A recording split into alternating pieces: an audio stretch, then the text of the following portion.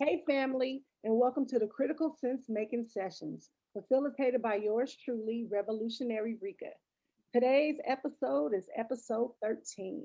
Our topic will be the state of Black America. Today's guest is Dominick Anthony. He is a San Francisco native who is passionate about music, Black culture, and the Malcolm X approach. Dom, tell us a little bit more about who you are and how you're showing up. Well, my name is Dominic. I'm from San Francisco. I feel like I show up every single day. I'm an advocate for the Black community. I defy stereotypes daily. I'm highly educated. They say we don't go to school. I went to school. I have a master's degree. I'm from San Francisco. I'm from the hood in San Francisco, and yeah, I'm here, and I'm constantly preaching what I'm talking about to people. Awesome. I thank you again for being a guest on our podcast, and I look forward to this conversation. Okay. So, just to kick us off and have a little icebreaker question, I'm curious to your thoughts around Ice Cube's contract for Black America or contract with Black America. My thoughts on that.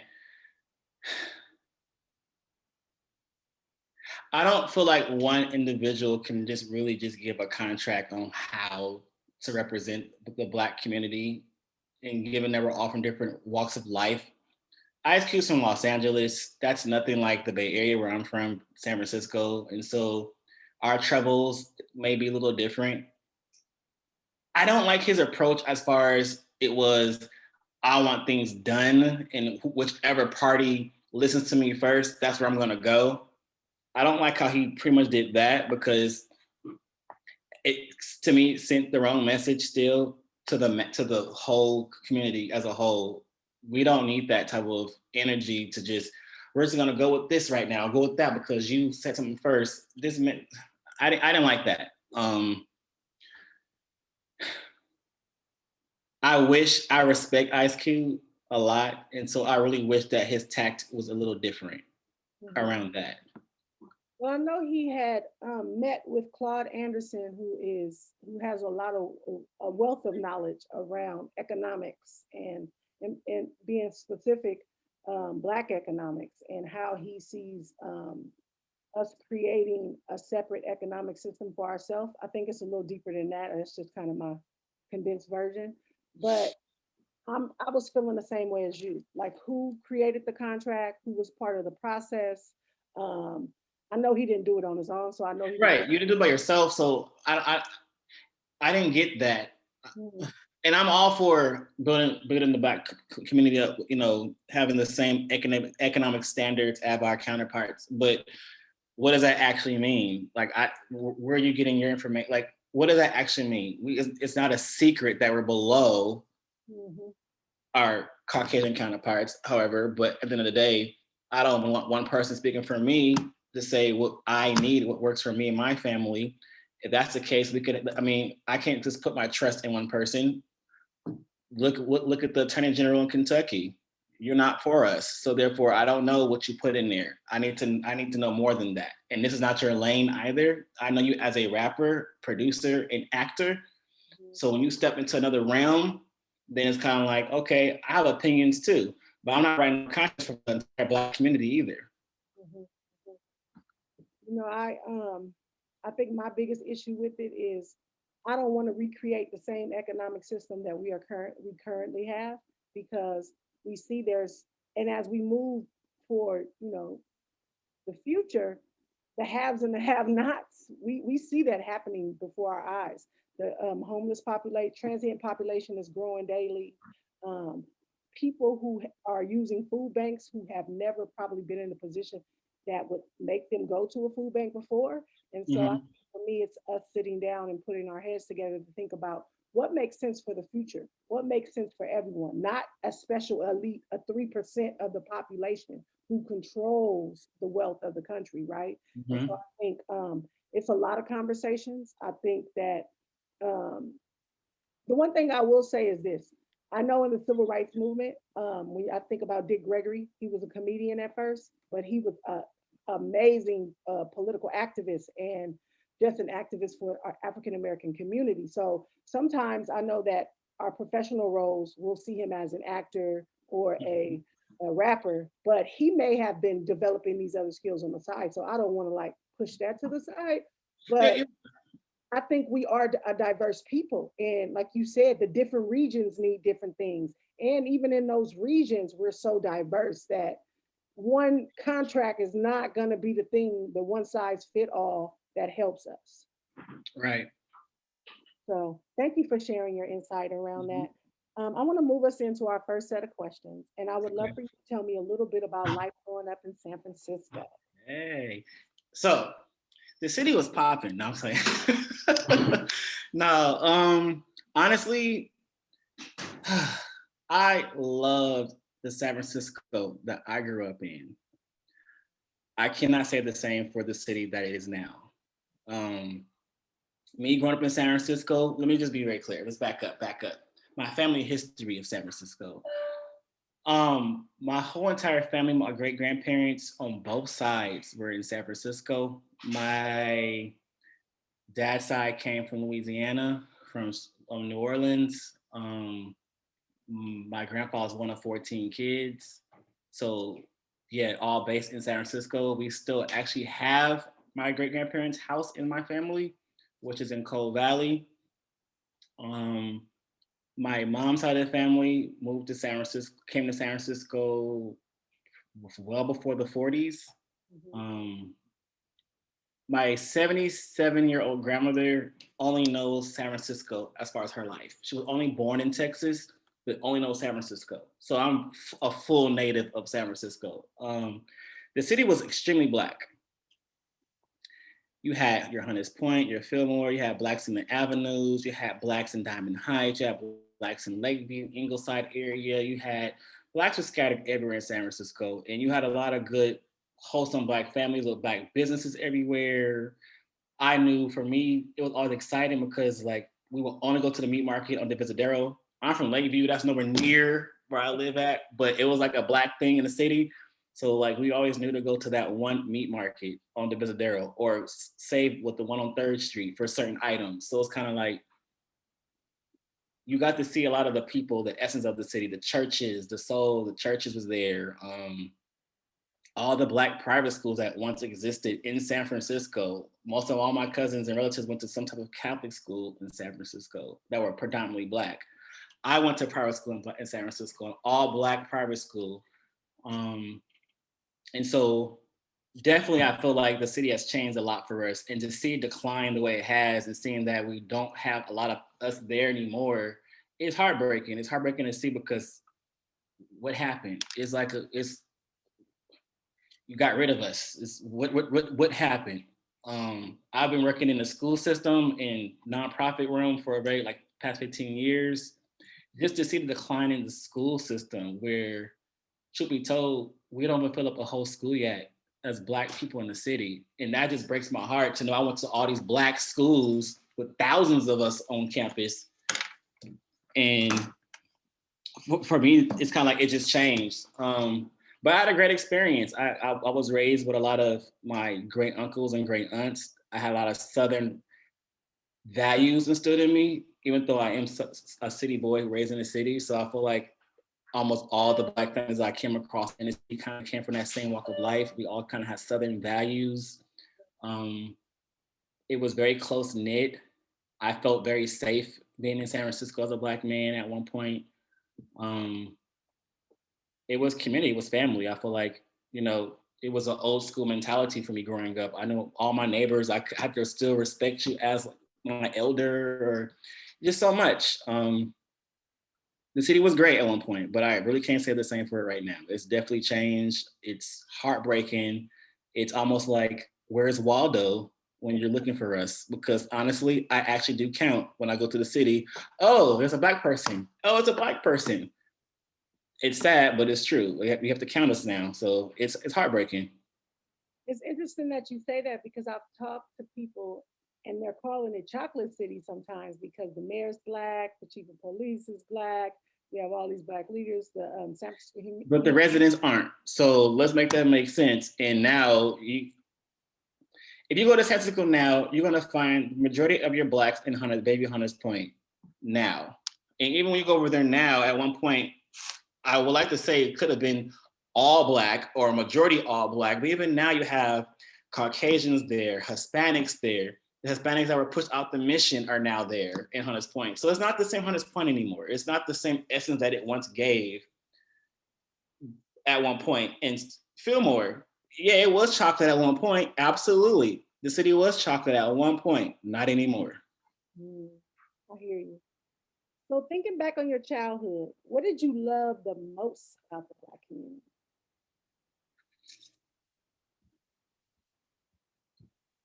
Uh, Honestly, I feel like the Black community in San Francisco would just, let me think, let's go back in time, because the things that I loved about the Black community in San Francisco was just certain things that we did together that were like traditional things. I feel like at one point I loved going to Juneteenth every single year in San Francisco, and then it started to decline and change for me in some of those years. So that I started going to other cities, locations. The Black Honor Roll Parade, being a part of that every year, I haven't thought that kind of changed, because being a kid, I feel like it was MLK Day. It was such a big thing where the Freedom Train came in. We had that big march. I did that every single year, marching. That stuff is gone. The essence is just gone. It's just robbed. And so, but I loved all those things that I got to do. I love the fact that my entire family's from San Francisco. So for me, it was just like, this is my home. I know everyone here. I love how close in proximity all the families were. I liked how I was fortunate to go to, again, a Black private school in San Francisco, an all Black private school with a Black principal, a Black educators, a Black headmaster. I was exposed to a lot. I loved, even my high school, which wasn't private. I went to Philip Burton. I experienced a Black principal, two Black deans, more Black teachers. So my whole experience in San Francisco was pretty much Black for me. I knew other races, but, and I was cool with all races. I didn't really get exposed to Caucasians until I went to college. And that's a fact. So do you think that the Black administrators and having Black educators definitely empowered you to continue on in your journey in education? Yes. So let me go back. So I went to Fellowship Academy. It doesn't exist anymore in San Francisco. It breaks my heart. But what I enjoy about Fellowship Academy, by it being a small private school, it fostered family, it fostered community. And me having been in a class of just 26 kids up until 8th grade, I felt like I had 25 parents. And now I'm 38. A lot of those people I'm still very close to this day, including their parents. So I still sometimes feel like I have extra parents. Their mantras never changed of how they've been. Like, we're still a community. I would definitely say that it helped me stay in this field in working with youth and working in education and wanting to go further because of the exposure I got. I was exposed to so much.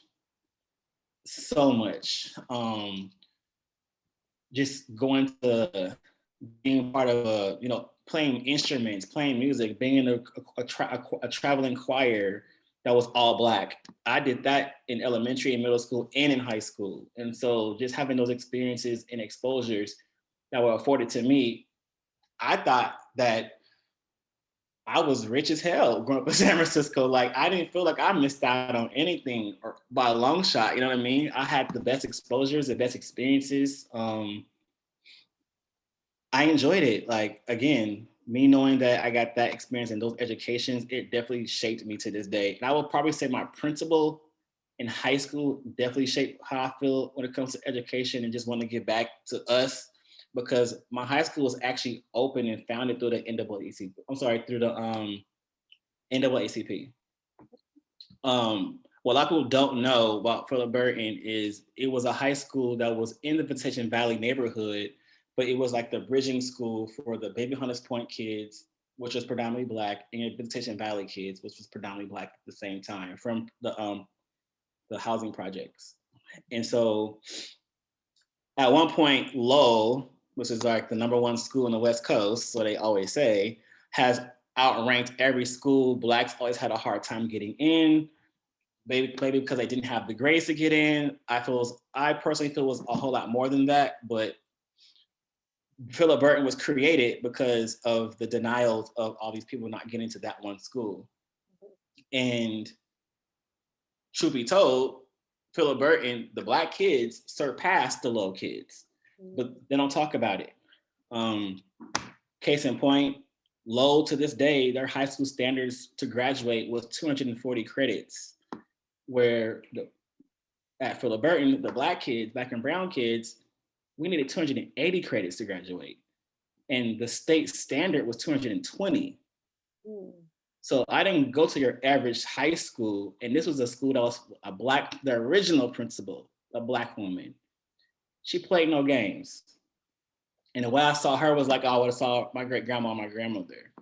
When I respect a person who can have over 2,000 students on campus and still know all her students' names. It shocked me my junior year of high school because I was in the hallway and I just remember her calling my name from behind. And I'm just kind of like, oh, I've never had interaction with this woman before. Why does she know who I am? And I'm one of 2,000 kids. And she put me in the office and just have a regular Black on Black conversation. Why are you late for school? And she's wearing the uniform, we're wearing the uniform. She was like, you know why we're in the uniform? Because I would never have my students do something I wouldn't do. And from that moment, I respected her because kind of like, wow. And she knew my name. Like, why do you know me? I don't get in trouble. I've never been to your office before, but she knew who I was. And so that said a lot. And then I had Black deans and they were like, yo, Southern grandpa and Southern uncle. Who you think you're talking to? So just that mentality of it continued from home and it went to school. So it was like, it was never a lost trend. Nothing was never lost in translation for me. It was consistent. What I was taught at home, I was taught at school, I was taught at church, the same thing. So it's kind of like, it was always consistent. And it came from Black people. It's funny you mentioned Lowell because I've had a few of my students who've attended, and this is recent, not even just the ones who've attended a long time ago, but many of the Black students there feel invisible. They feel they feel like they don't have a voice. I know a couple of years ago, I think two of my students were there, and they were on the news talking about the oppression and the just the struggles that they face being Black in that space. And even though they were able to get in, um, they felt like they didn't belong there. So I'm glad you kind of brought that up. And yeah, and let me tell you, that was me coming from private school. You know, my transition to going to public school is probably a little different than if you're already in the public school system. And so I remember it was like an OER form or something like that that I had to fill out. And my mom was very adamant about me going to Lowell.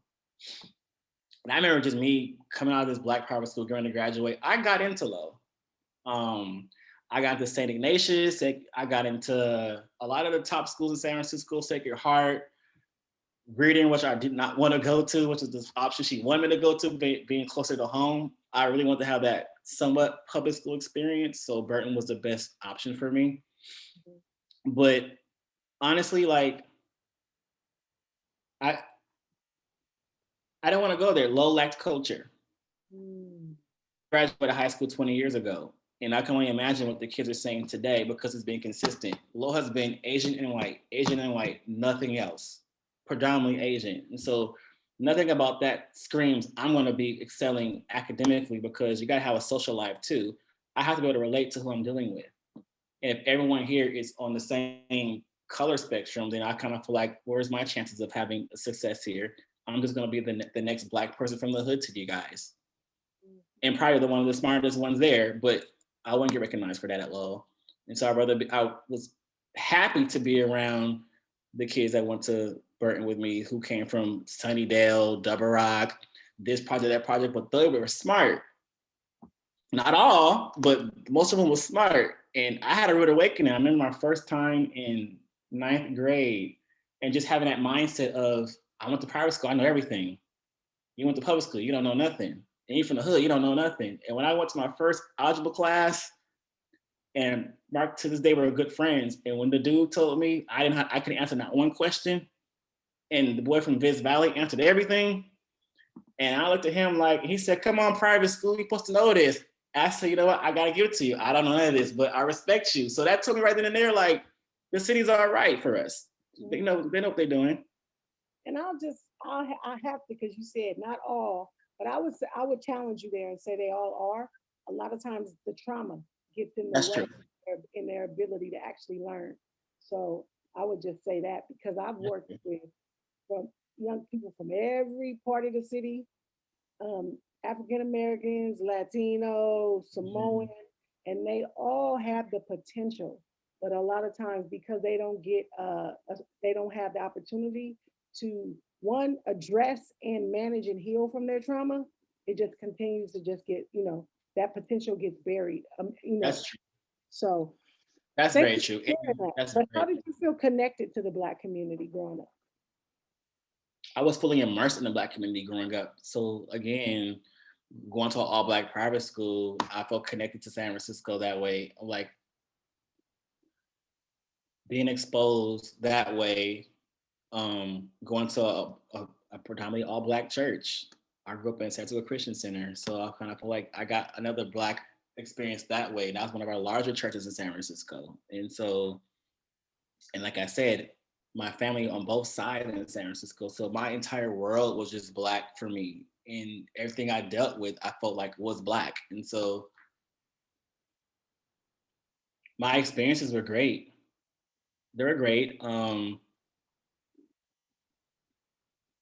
I don't feel I was really too sheltered from things. I feel like I was exposed to everything that goes on in the city with amongst our community, the good and the bad. And so there was a lot of bad. And I was experienced in that. And I feel like once it got to the bad, it was a lot, but you know, I don't know how far we're gonna go into that part, but Okay. So what did you learn about Black America in school? so interesting enough, being that I did go to a Black private school, I actually learned about Black history first. Um, we studied the continent of Africa at Fellowship Academy. We had to learn. So you asked me about what I learned about Black. Black America in school? Okay. Um, you said Black America. So let me go ahead and answer the question as far as Black. We actually learned about Black America at Fellowship Academy. I learned more of Black history than I did European history. Okay. Um, a lot of, and I'm gonna just keep it to the Black America piece of it. We learned a lot of the Jim Crow era, Hmm. and so through the Jim Crow era, we learned about we had these things called chapel. On chapel, we'll have sessions where we will watch Eyes on the Prize and talk about it and do reports on Eyes on the Prize. I felt like we started watching that from third grade up, and it was a constant thing. Um,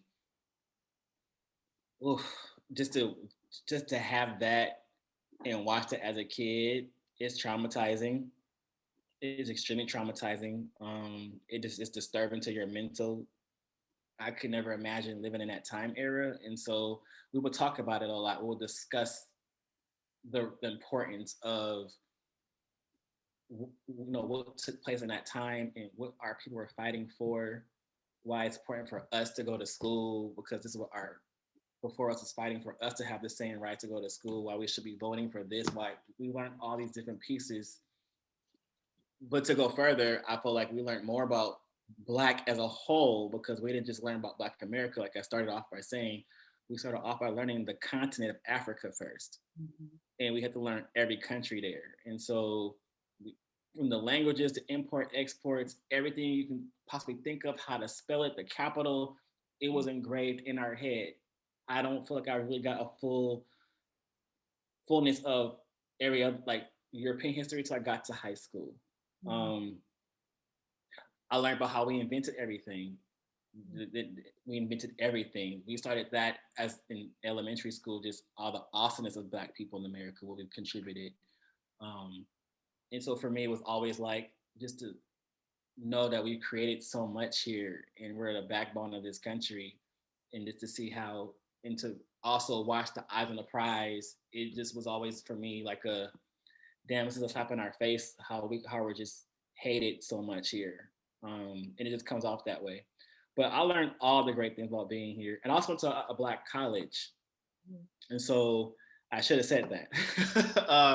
I went to a school here first, Long Beach State, and I still wanted to get that Black college experience. So I went to Albany State in Georgia, and there I would say I learned more about Black America, the convocations they would have. They will have guest speakers, a lot of prominent Black people that will come and speak to us on the state of Black America and why it's important for us to be in school and get our education and what we're going to do with that, and networking with the right people and just having your pipeline. And so I learned a lot about us, a lot of great things. Well, I'll say this: 2020 has been the eyes on the prize reboot, with anti-blackness happening in this. I mean, even though I know it never missed a beat throughout, but people would at least try to be politically correct and that stuff. But this year has just been like the reboot of what we saw in that series, Eyes on the It's Prize. been so sad. This has been a year. This has been a year. Yeah. And it So leads into like your next question. yeah. So we'll move us into our next question, which is how would you describe the current state of Black America? Honestly, ooh, ooh, because 2020, I just feel like, let me just say this, and I'm speaking authentically from my mind, so I don't want to offend anybody who's watching this podcast. Um, I definitely feel that coronavirus was needed. Mm, And let me say why I say that. We as Black people have faced and suffered the same end results over and over and over and over again, where we're constantly feeling defeated. And everyone's kind of like, oh, we'll get over it. Just get over it. Oh, what you got to complain about now?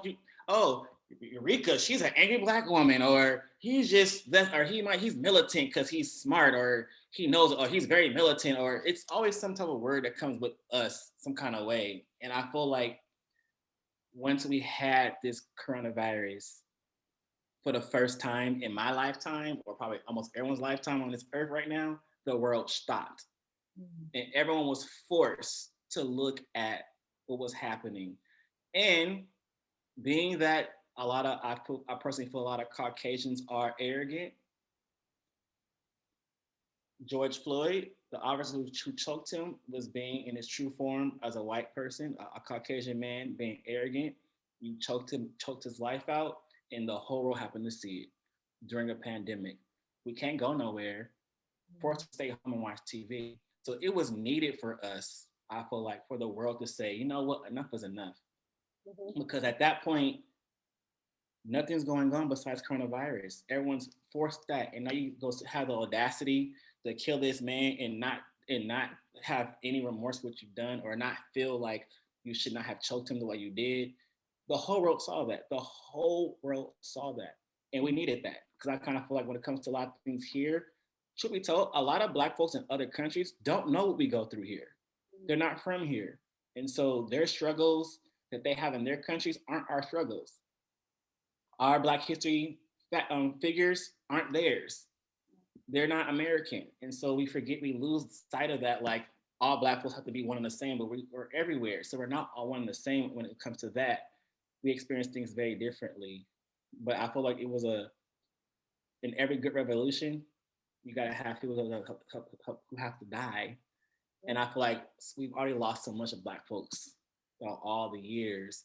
I just feel like this was a blessing and a curse at the same time, because now it's forcing changes. It's forcing us to have forward movement. It's forcing the old mindsets that this country is founded on to change.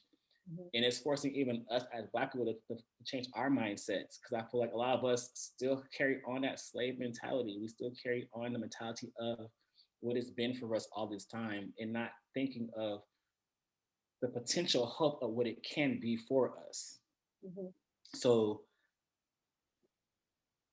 I think we're all in that same state right now of not really knowing. Um, with this current election, it was crazy because you have Trump that's keeping the racial divide going, um, and you also have Biden, who has made some mistakes in his political career, and so you have blacks that are holding him against that. But it's kind of like, I feel like we're such forgiving people and everything else that happens to us, but we can't forgive him for something he's probably did in his past. Mhm. And this person can be exactly what we need to get us where we have to be. And truth be told, and until all black folks put everything in one pot together, we're never going to be where we need to be. No one can ever speak for us better than we can. Mhm. And so when it's all said and done, I kind of feel like this is a good space. I'm hopeful this is a good space for us right now. Mhm. And I'm adding about the word hopeful. Like I was just saying, we are so used to all the bad we've been given. We expect it all the time. We want hope. We want to have something different. We want equality, but it's never been something that's been a part of anyone's lifetime here. So they really can't see it. And it's hard to see that. Yeah. I was gonna point out too that a lot of the old folks used to say that during the civil rights movement, once they were able to get those visuals on TV of the dogs and the fire hoses, that they gained so many allies around the world because people had been talking about it, but nobody had saw it. And so to Oh, see it in action changed. And so that's why they were able to get a lot of that legislation passed in the 60s because hmm TVs were starting to be in every home at that point. And yeah. people who wasn't aware of what was going on, now they were able to be, oh, wow, this is what's happening. And now, because of, again, it was a gift and a curse, because we're still in this pandemic. It's still not over. It's still happening. He This person happened to that person, that happened to that person. It's still going on, and I feel like our allyship has grown because you have more of them fighting for us right now than we're fighting for ourselves, Yeah. and that's the sad truth. You go to Portland. Portland's mostly white, and they're still protesting hard every single day for us, but we're not doing that. We're doing all the wrong stuff. We're still we're still the enemy within. Yeah. Say, I see people doing things. I see people doing things probably in unconventional ways and ways that they feel safe. Um, I'm seeing a lot more podcasts, people talking. One thing that I feel like that they didn't, somebody, people didn't want us to do was think critically. Now you're Mhm. a threat when you can think critically. And so if I can just teach you to sit down and follow directions and do what you're told, then that means I have you in control. But once you start to think critically and make sense of things and start to put plans in place, now you're seen as a threat. So I feel like we are having more conversations, but I need some action to happen. So I'm like, okay, let's have the conversations, but let's also talk. Let's talk strategy. What are our strategies? What are we going to put in place to actually change outcomes for ourselves? Because we all have to realize that people with privilege will be an ally to an extent, but why would they vote against their own interests? And why would they vote to give up their seat of privilege to someone else? And so we have to think about that. So I think for me, um, and we'll continue with the questions, but I think for me, it's about how do we establish and create our own separate? Because I think until we all can get to a place where one, we got to address the things that we've gone through, how that has impacted us. And most of us have not, we stuff it down. Just forget about it. I got to keep pushing forward. I got to keep going to work. I got to pay these bills. We try not to think about it. But I think there needs to be more spaces created for us to heal so that we actually can tap into like our purpose. I agree. I definitely feel like there should be new spaces for us to be able to heal, because it's a lot on your mental. It's stressful. It's depressing. I've been going through depression all year. So it's kind of like just, it's hard to watch the news. It's hard to sit there as a black person, as a black man, to just keep seeing things happen over and over and over and over again. And it's kind of like, it makes no sense. Make it make sense to me in the end, or make your hate make sense to me. And some things I can see when certain people react a certain way towards us, I can see why. I don't want to act like I'm just blinded to things because I'm not. And Mhm. I'm gonna just keep this on San Francisco. Within San Francisco, black and Asians don't really get along in a lot of neighborhoods. However, I have to be real. A lot of times I've seen so many innocent Asians get attacked and beat up in San Francisco by one of us. So therefore I can see why you feel a way towards us in the city. But I can only speak for San Francisco on that. You know what I mean? Like I can't speak for your city or that city or that city. I can only speak on what I've experienced my entire life there. And I've seen it. I've seen a lot of us blacks bully other races. I have. Well, that's that lateral violence, right? Because Mm-hmm. I feel safe attacking you. I'm not going to attack those people on the next level or those people in positions of power because now I'm that's a threat against my own existence. But I feel safe attacking people that are lateral to me. Which is why I always like to say like, will we be would we be better off if we would have took a Malcolm X approach versus a Martin Luther King approach? I feel like we're so peaceful and so forgiving all the time, and we lack community when it comes to us to keep it for us. And I feel like had we went the Malcolm X approach, me personally, I just feel like maybe we would have been a whole lot better. Because for me, the Malcolm X approach goes into Black Panthers, and that was a great thing. It was all within our community.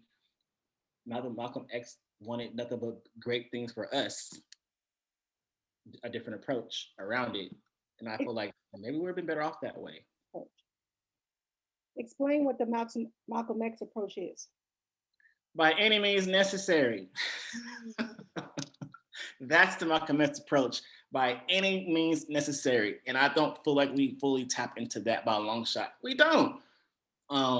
We can't, if we want to have change for us, we're gonna we've already been enslaved for years and years and thousands of years and hundreds of years. I'm sorry. We've already gone through the Jim Crow. We've been through so much trauma and hardships already. Now we're getting choked by police and shot. What more can they do? Like from that point, why are we not putting that energy in fighting the right way? We're not. We're still doing extra stuff that we shouldn't be doing. We're not even unified. That's our main problem. We're not unified.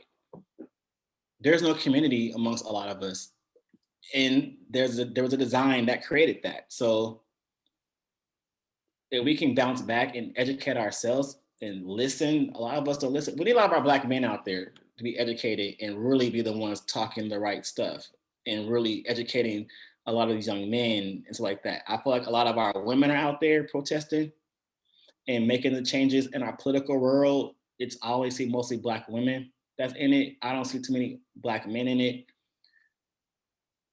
We need to have our voice in there. Um, Black women are the number one educated in the country with degrees, and it'll be a whole lot better if it was Black women and Black men because we need each other. Absolutely. So, how does all this impact your personal and professional life? I don't like white people. I can't say that. How does it affect my personal life? Like I said, this is a constant stress. It's a constant depression because it's sad to hear the news. It's sad where everything's handheld for us now, and instant gratification. So to constantly be reminded all day long that something bad happened to another black person, someone got killed. Oh, someone got killed in their house. You got off again. You got off. It's just sad. It's too much, and it gets even worse when you see one of us that's going against us, and they know it's wrong, and so it's kind of like it's a lot. I really just hope that we can just be unified at some point. I don't, if we didn't allow the money to control us a lot, to try to fit in and try to have the same materialistic things that they might have, then I think we'll be better off with the same. There's other cultures that I see that do it right, and I wish we could be like them in a lot of areas and aspects. I don't want to be them, but I wish we can handle things community-wise as they do, because we'll be better off, because we don't do it.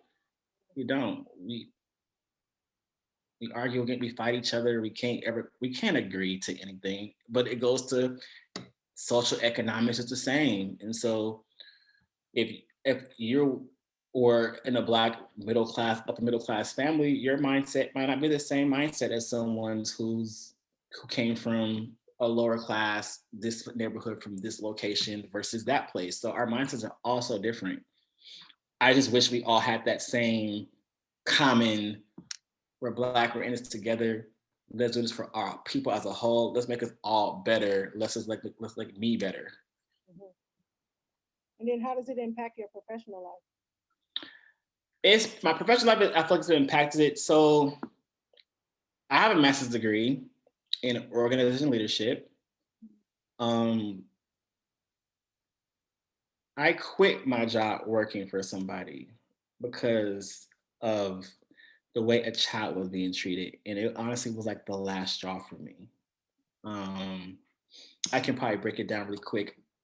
Working in San Francisco, working in certain fields with kids, we again you come through all kids of different walks of life, black, brown, Asian, yellow, pink, purple, all of it. So I love all the kids. And so 2 summers ago was a really stressful summer for me, where we had 400 kids in in my program I was in, and this is our first time working with another counterpart director who happened to be a Caucasian woman. And I noticed that her response to things towards the kids were always different when it was a black kid or a Pacific Islander. But when a Caucasian kid would do the same thing in or worse, her response was very, very different. And me being the other director from another location in it with her, I couldn't hold back and not say anything. And I feel like that caused an issue. And we're trained to see kids for how they are when they come in. We're observant as adults. You should know the pattern of children. And if a kid comes into your program freshly at 8 o'clock in the morning, you first open the doors with a deathly cringe of their bag, there's a trauma there.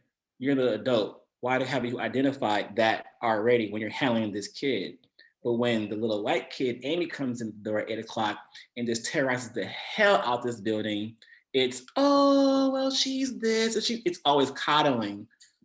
But then you'll suspend that very same kid who cringed his food at the door for something that he really didn't do.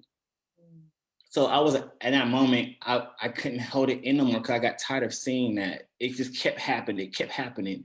Working in a school, I would see our young black kids not in the classroom where they should have been, but I would see them unsupervised on campus, roaming the hall or roaming the outside. This is elementary. So my mindset was, why, what's going on? And they hear the teachers keep saying, well, I can't handle him, or da da da da da. And it was always one of the lighter skinned teachers. I couldn't do it no more. It was like it was a stressful environment to keep going into that every single time. To always feel like, why is it always one of our kids having to be the problem for you? Why can't you see their trauma, or why can't you see what's happening to them, and why they responded that way? And a lot of those kids pick up on things. They know how to trigger kids and to bully them, but they never got in trouble. So the black kid who always responded and to want to attack you, that was a buildup for him. But why does he have to get in trouble for that? Like that, it was a lot. And so I had to quit my job. I couldn't stand by that any longer. I became more self-sufficient. I really become an entrepreneur. I don't want anyone telling me what I can and cannot make. I was good enough to bring innovative ideas to the job, but I wasn't good enough to have the job. And so to me, it was a slap in my face where you guys can pick my brain apart for positions and then hire a white lady or a white person from somewhere else, not even from San Francisco, and then have me have meetings with them so they can pick my brain, but then tell me I'm not qualified, then why is she talking to me? Why are you picking my brain? I'm not stupid. I'm far from it, but you're picking my brain, and then you don't the last 6, 7 months. I gotta have the job. Right. So for me, it was a constant thing that took place. I gotta have the job. Or if I ask certain questions because I research what I'm doing, why didn't you research what you're doing? So now I know what I'm talking about, and it comes off to them as I'm being arrogant if I ask certain questions. No, you're not prepared for me. So that's your fault. But then I don't get the job. And so then it comes off as, oh, I'm this black guy applying for these jobs. Now I'm overqualified for everything because you won't give me the job. I don't have time for none of that no more. Like, I'm 38 years old. I've done it through my 20s up until 37, 36. I don't need that no more. That's a stress I don't feel we need. We live a stressful life every day as Black people. I don't need that stress. I don't need your money. You can keep it. I can make my own. It's like they use your brilliance, but they don't want to You use celebrate. my brilliance. You want to compensate me for it, and and lowball me, and I shouldn't have to fight for my raise or fight for money that I know that I should be making when I know that, for one, I am the only master's degree Black person here. Why don't I have that job? Why does he have this job? Make this make sense to me. And it's not always about education, I know that, but in this situation, make this make sense to me. Mhm. So how can we begin to talk about race in our workspaces, specifically equity for Black Americans? I think we should have constant roundtables amongst the Black staff in jobs, and it needs to represent all the Black staff in the job. Um, I think it'll probably start off with open discussions first, just to be able to get your feelings out there, to relieve some things that could be pressing to you, and making it feel like it's a safe space. Um, I definitely feel like it should be a space that is designed strictly for Blacks and ran by a Black person. Um, and even if that's going to be the case, then whatever we all come up with, compile together, collective for that location, that organization, it just needs to have one Black representative to bring what we all said, we all agreed to, signed to, and say, this is what we need, this is what we want, and go from there. And then, but I definitely feel that roundtables should take place in job spaces. We have weekly meetings for everything and everything else. So why not that? It's major, it's a major situation. It should be check-ins for that. It's funny. So I was reading an article and it was saying that we experience so many microaggressions every day as Black people that it's like death from 1,000 cuts, right? Mm-hmm. Uh, and when I thought about it, I'm like, it's so much that we have just learned to let roll off or ignore because if I had to respond to every microaggression I mean that I'm faced with every day, then I would spend most of my time doing that, And right? stressed out. Yeah. So That's absolutely, true. I think And that's you're right. And a lot of times it's sad because it's almost like we get become desensitized to it. And and not that you don't care, it's just one of those situations like, oh, again, how much can I take? And I'll be quite honest, like, I know earlier I brought up the Attorney General of Kentucky. I don't know that man's name right now off top, but even like the whole Breonna Taylor case that happened, I was so far removed from it when it was happening because it's like, oh, I don't have the mental capacity to even understand what's going on with this situation. Not until after the fact, I was kind of like, oh, let me go back and have some understanding of what happened with this girl's case. Because when it was all going on, I was absent from it. I was like, I don't want to hear it. I don't care for it right now. And not that I didn't care, it's just that I didn't have the mental to take that on. It's kind of like, well, shit, I can't handle that too. We're still dealing with George, yeah. you know. And what was his name? Aubrey. You know, it's I lost count. Yeah. I don't know who. I'm still on Oscar Grant in Oakland. So on Bart. Is Bart safe? I don't know. Absolutely. Thank you for sharing that. I'm going to move us into our third set of questions. And so, in your opinion, what is the biggest challenge Black America faces today?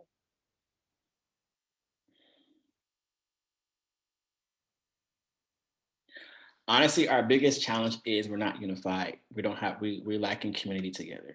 And I feel like once we get that piece together for ourselves, then I feel like the rest will come for us.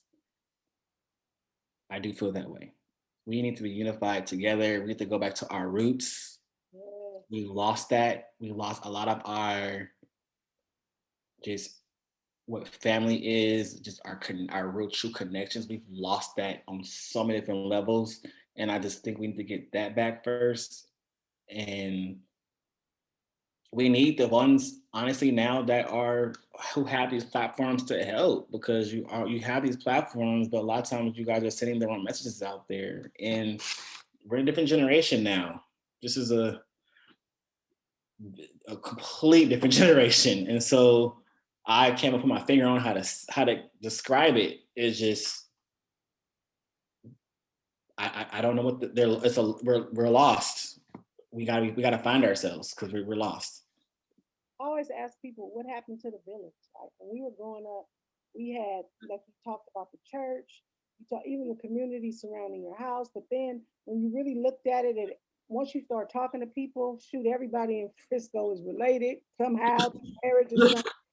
And then we had camp. So we were all going up to camp. So we were connected to the Black community in Oakland and EPA and Richmond. And we were all at camp together, creating another community. So I'm like, what happened to the village? Like, you can't even I talk. think I feel like the village got wiped out. I feel like we allowed so much of the others to have so much say so for us. Mhm.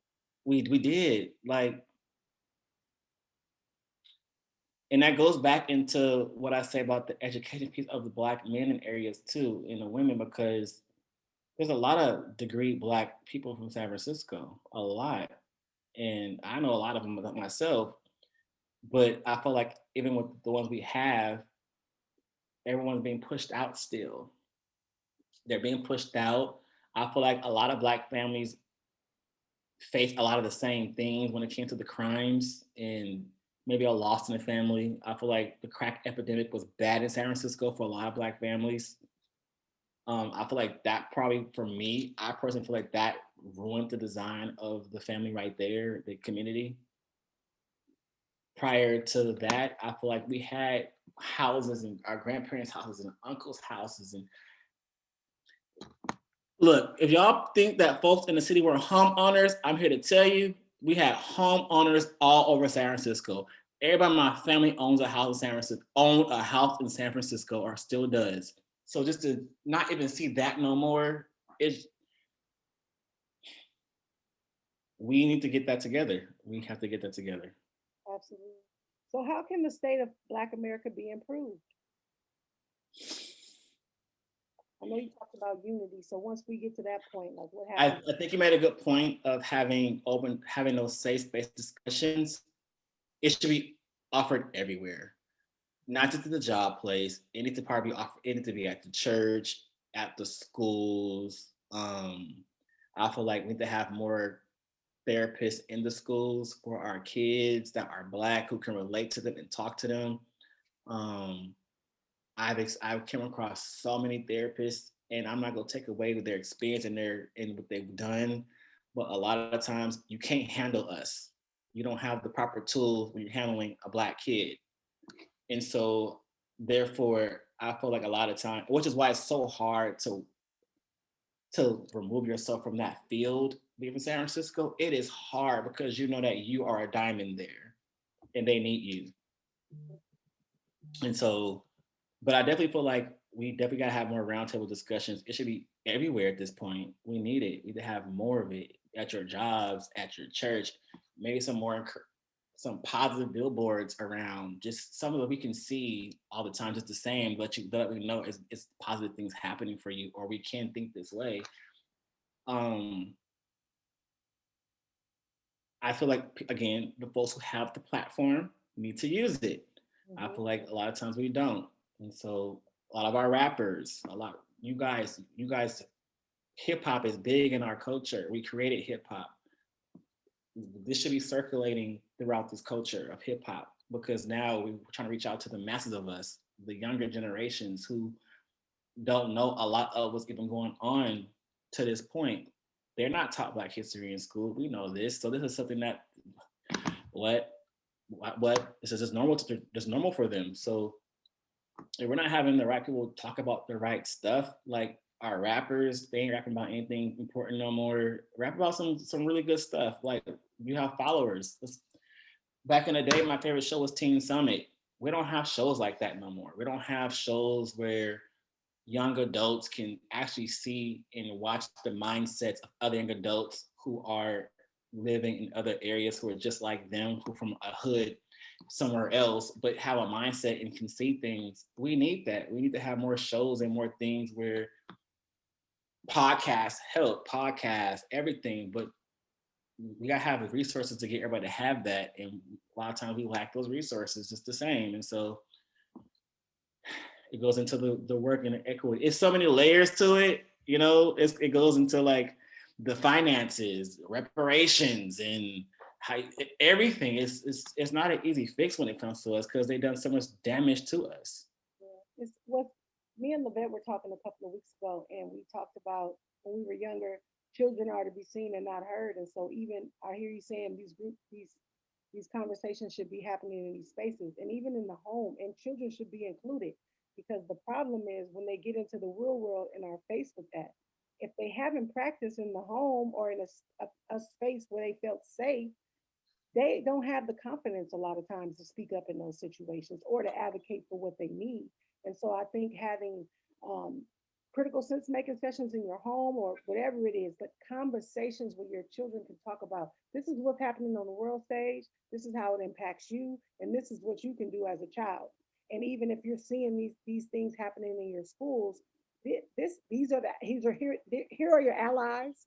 This is Hmm. who you can go talk to, and this is how you can get things accomplished and changed in those spaces. Right. I agree. And I feel like a lot of times the content needs to be changed, had at home is the same. And like you said, that does lack, but it goes into the resources the same.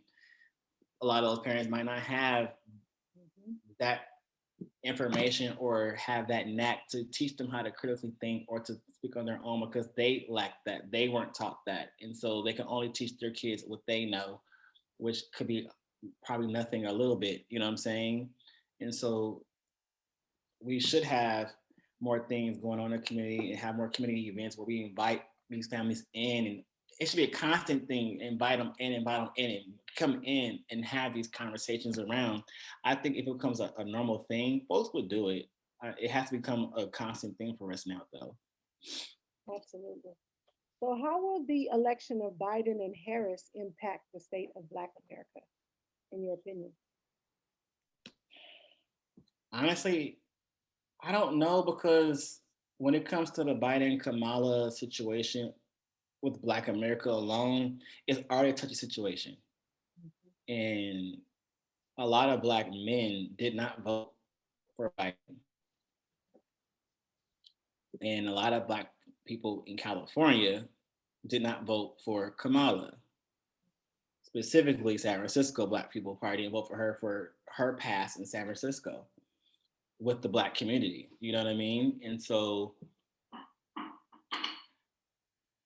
when I see when I see Joe Biden, and I feel like this, I'm really good at analyzing people and reading and observing people. When I see Joe Biden amongst the past presidents I've been fortunate to see, um, he did come off different to me. Um, this is a man who's experienced trauma, lost his wife, lost his son early in his career, lost his son again recently.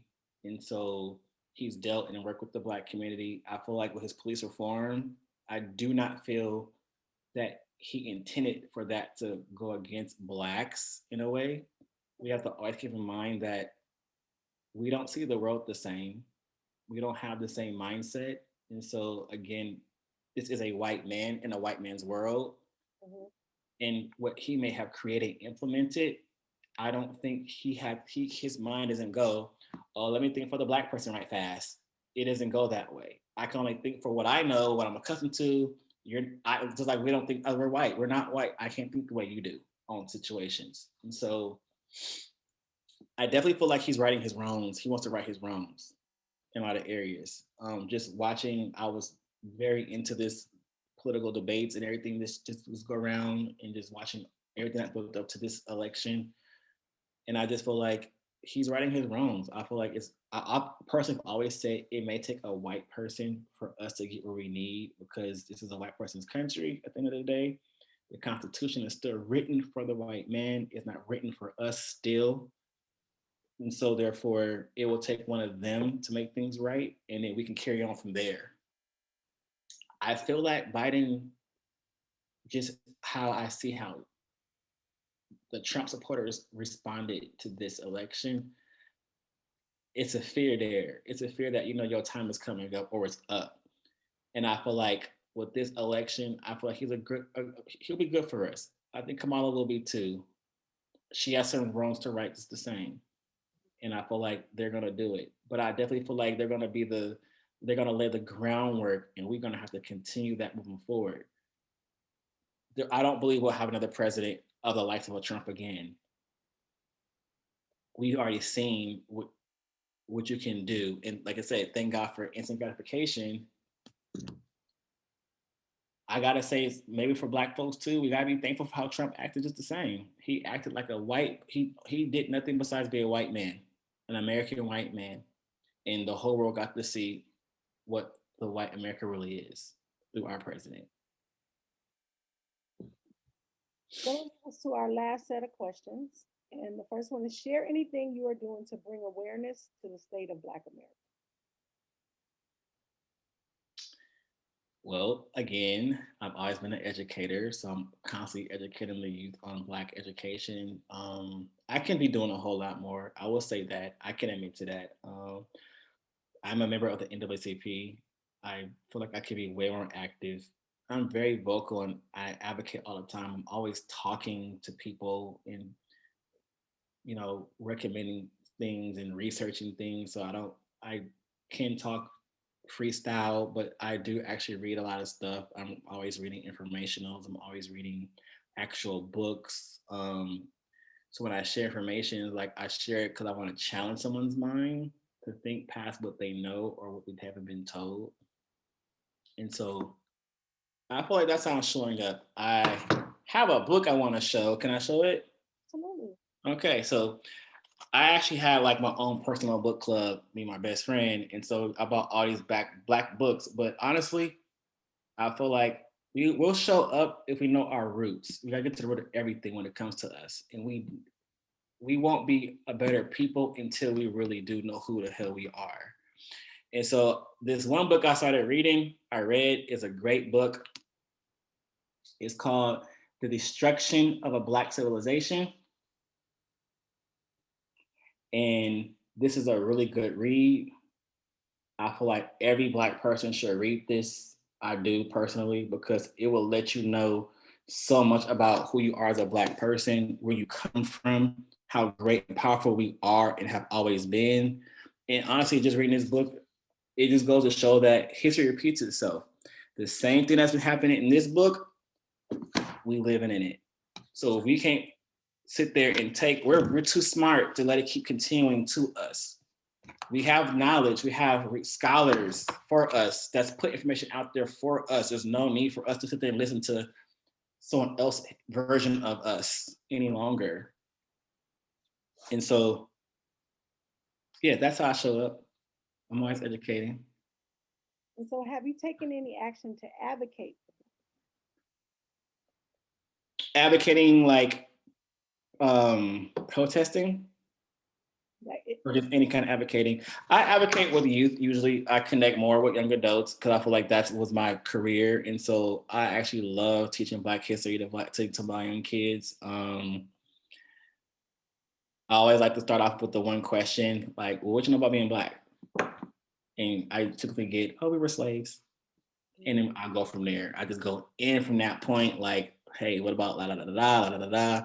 So it's always good to have good informationals and autobiographies, and even again, kids are visual learners now. Let's watch something. Let's talk about it. Let's break this down. Let's go even further into this. Let's analyze the situation. Like you said, we don't critically think about a lot of stuff, and so I'm a critical thinker, and so for me to break down things to allow that person to think, I feel like they honestly learn a lot that way too.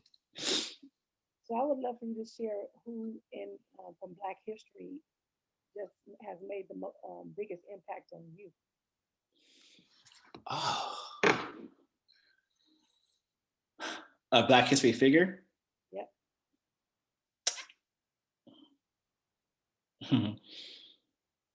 Let me see, because I actually own the Curtis. I read the Curtis Scott King autobiographies of Black people. I actually own them still.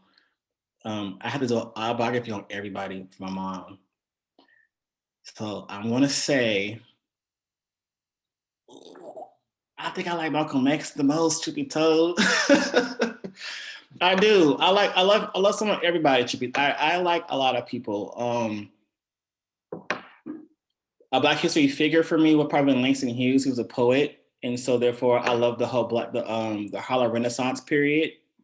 Um, I would definitely say Langston Hughes is a favorite of mine, and I'm going to say Malcolm X. I think Malcolm X is brilliant in his mind. I really felt that in my current today, if we would have took his approach, I strongly believe we would have been off better. I do.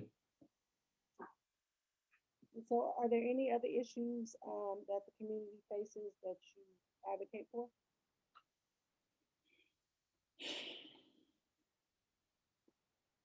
Always better education. I advocate for, well, currently now in 2020 is like, I feel like I'm an advocate for our equality, just financial equality. I'm an advocate for us in school. Again, like I said, I personally feel like I can do better with this, but I don't think any Black person should have school debt. I just don't feel we should. And more so because if we're supposed to be at the bottom of the totem pole, then why not wipe our debt out automatically? We're not as a whole, we're not breaking down doors again to no university. So the ones who have it, wipe it out. Have you created any resources to counteract oppression?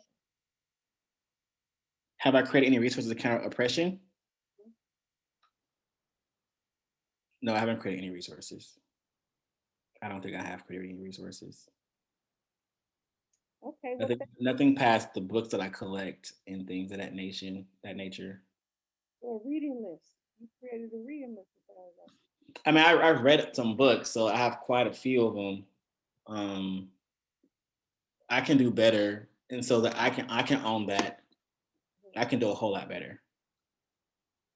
Well, I thank you for coming in and sharing your story and your experience with our listeners. And so I want to just highlight a couple of the pearls that I heard you say throughout this conversation. Mm-hmm. Black students need to learn about Black culture in schools continually. We need to tap into the Malcolm X approach by any means necessary. We need to educate our Black men because we need them on the front lines. The Black community needs unity to strengthen our community. Always stand for right, work for yourself, host affinity groups in professional settings to support development and well being. And then we need more spaces to hold these kind of conversations. Yes, So, we do. and so if there's any last word or piece of advice that you would like to share with the listeners, the last voice they hear will be yours. Oh, well, I will add this. This might be one of the jewels too.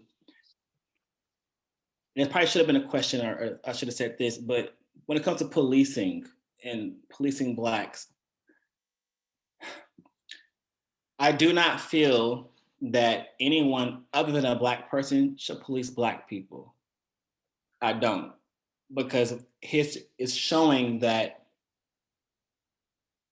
we're already a target, we're already a natural fear to our other counterparts. So your response to us is always to kill first. It's never to de-escalate us. It's never to calm us down. We're always a threat. We're a threat regardless. And so, which is why we get shot first, not tased, not with a rubber bullet. You're trying to kill us every single time. As my mindset just goes to in San Francisco, why are they policing us for? It still has that same mentality.